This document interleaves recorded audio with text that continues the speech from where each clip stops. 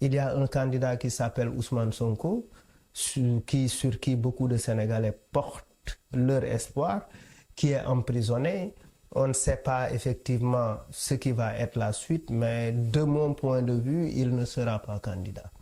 C'est ça mon point de vue, parce que si j'analyse ce qui s'est passé depuis mars 2021 jusqu'à son emprisonnement, l'affaire Adji Sarr, Mame Mbaye Niang, les histoires de contumace, etc.,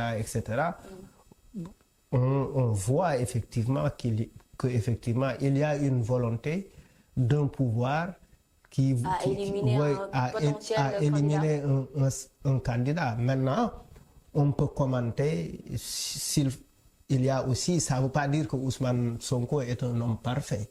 Ça ne veut veut pas dire cela.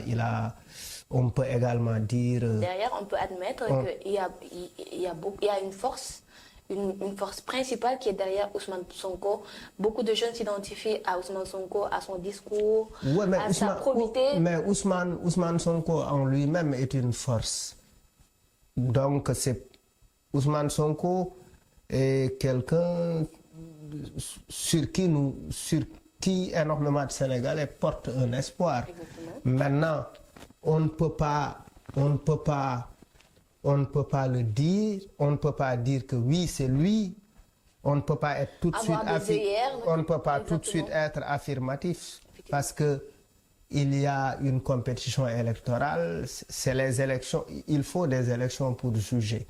Maintenant, si le peuple en a marre de Macky ou de son gouvernement ou de toutes les personnes qui sont avec Macky, le peuple exprimera sa colère pendant les élections, parce qu'il y a des élections, effectivement. Quand les Sénégalais n'étaient plus d'accord avec Wade, ils ont élu Macky. Et quand ils ne sont plus d'accord avec... Le contexte a été différent. Oui.